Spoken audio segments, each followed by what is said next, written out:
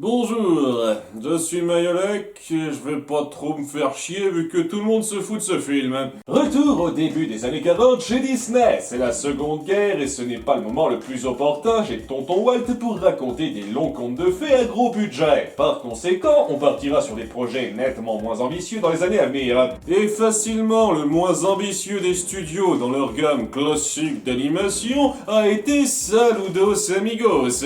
Si on doit resituer ce film dans ce contexte, il est à savoir qu'il n'avait pas juste pour but de montrer la diversité ethnique de l'Amérique du Sud, mais également de cibler un nouveau public sur le continent, à la fois pour l'industrie du cinéma et pour l'effort de guerre, le voyage ayant été grandement démarché par l'État américain. Il est donc, pour ma part, très difficile de considérer ceci comme une véritable création artistique, encore moins comme un film. Et pourtant, ça a eu droit au statut de classique d'animation Disney, aux côtés de Bambi et de Fantasia qui l'ont précédé. À savoir que des longs métrages de plus de 70 minutes comme Le Dragon récalcitrant et Danny le petit mouton noir, sortis durant la même période, eux n'ont pas reçu officiellement ce titre, contrairement à ceux classiques de 40 minutes. Avant même de démarrer le film, il me fiche déjà en rogne. Mais enfin bon, on va voir concrètement ce que ça donne en avant pour Saludos Amigos. Voici une curieuse expédition.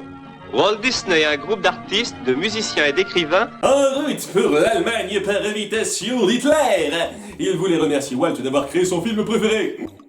partant pour l'Amérique du Sud à la recherche de nouveaux personnages, de rythmes et de danses. Wow, des gens qui voyagent vers d'autres pays pour leur culture. En voilà une curieuse expédition. Donc, adios Hollywood et saludos amigos.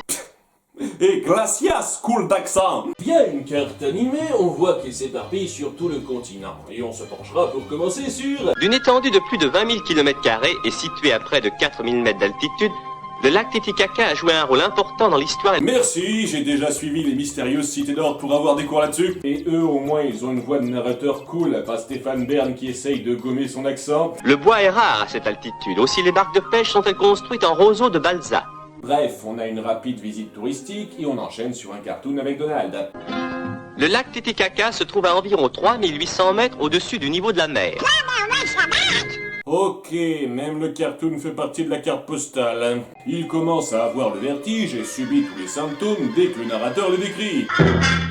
Souvent suivi par des palpitations du cœur. Les oreilles se mettent à tambouriner. Et soudainement, vous vous transformez en nazi. Enfin bon, c'est juste une suite de descriptions d'éléments du coin, pendant que Donald fait le mariole malgré lui. On apprend que là-bas, on s'occupe des lamas comme on charme les serpents. Il s'avère le meilleur moyen de transport. Et que les poteries incas sont faites en céramique couplée à l'acier. Ou bien c'est de l'oricalque. Faut avoir suivi la série pour comprendre. Et que c'est un endroit tellement génial qu'on veut se barrer de là très vite. Avant de dire adieu au pays des Incas et au lac Titicaca. Et de manger un petit encas avant de faire un gros cas. Désolé, je suis pas motivé pour trouver mieux. On apprend après ça que le Chili était un pays si ouvert à l'époque qu'il n'autorisait pas les caméras et appareils photo aux visiteurs. Donc on aura seulement des dessins en guise d'image. Ah, vivement Pinochet, c'est moi qui vous le dis. Et c'est ce pays qui leur a inspiré une préquelle au film Planes. Il était une fois près de Santiago du Chili, un petit aéroport où vivaient 3 avions. Le papa avion, la maman avion et le bébé avion. Est-ce que c'est une variante de l'histoire de Boucle d'Or? C'est l'histoire de Pedro le petit avion et... comment dire... Petit Pedro est transporteur, un tout petit transporteur. Qui apprend pas à pas le métier de son papa. Mais il n'a pas le feu sacré. C'est très dur de transporter. Il a beau s'accrocher, il n'est vraiment pas doué. Disney faisait ses propres remakes depuis bien plus longtemps que je le pense.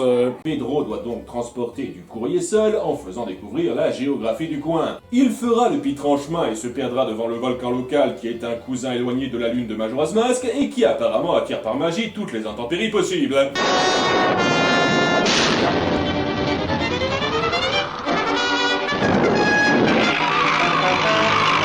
Ah, on reconnaît bien là toute l'authenticité. On se croirait vraiment au Chili. C'est alors qu'il tombera en panne d'essence, parce qu'on pense jamais à en prendre en rab pour ce genre de transport. Et allez, faites-moi ce plaisir, allez. Encore un martyr de la ligne. Pauvre petit. Ouais! Heureusement, il sera parvenu à s'en sortir sans qu'on explique trop comment. Ça n'était pas précisément un atterrissage en règle, mais il avait rempli sa mission.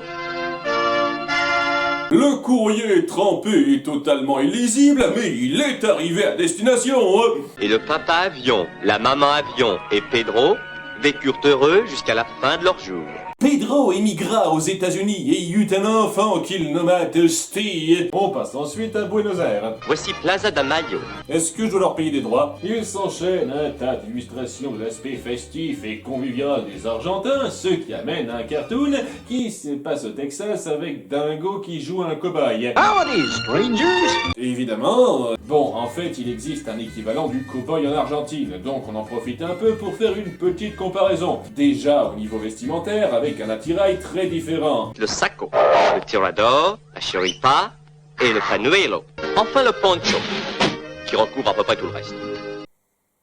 Donc on s'en fout un peu du reste. Les bolas se composent de 3 boules d'acier recouvertes de peau.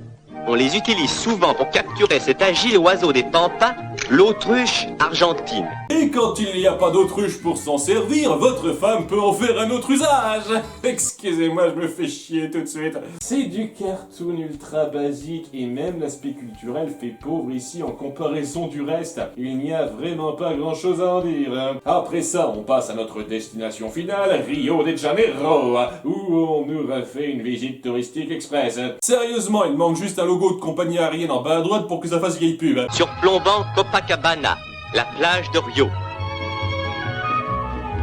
De Corcovado, la statue du Christ veille sur l'active cité. Quoi qu'il en soit, ça enchante notre groupe de chez Disney. Et voici leurs premières impressions. Les oiseaux, bordel de merde! On n'en a pas vu un seul dans les extraits que vous avez montrés, mais c'est clairement ce qui ressort en premier. Y a rien sur le football par contre. J'imagine qu'il faudra attendre encore un peu pour que ça devienne une religion chez eux. Et c'est de ces dessins d'inspiration qu'est né un nouveau personnage. José Carioca. Enchaînement donc sur un cartoon en chanson cette fois-ci qui, j'avoue, est visuellement plutôt prenant. O Brasil, samba que dá bamboleio que faz gingar. On ressent la création du paysage au rythme de la musique et ça agrippe sincèrement. La beauté dans l'animation de l'image de un aspect artistique poussé pas dégueu du tout. C'est un bon petit moment. Jusqu'à ce qu'une fleur se transforme en canard sans transition. C'est là que José prend forme et que le carton s'arrête pour... Aqui está o meu cartão.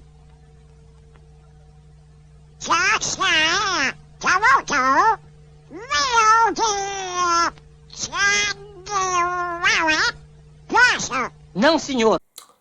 Je savais pas que Donald était dyslexique. Parce qu'on est d'accord que c'est pas un problème de langue là. Il lui donne sa carte en retour et... Donald Duck? O pato Donald? O pato Donald? Ora, venha de lá um abraço, mesmo daqueles, quebra-costelas, bem carioca. T'avais besoin de ça pour le reconnaître.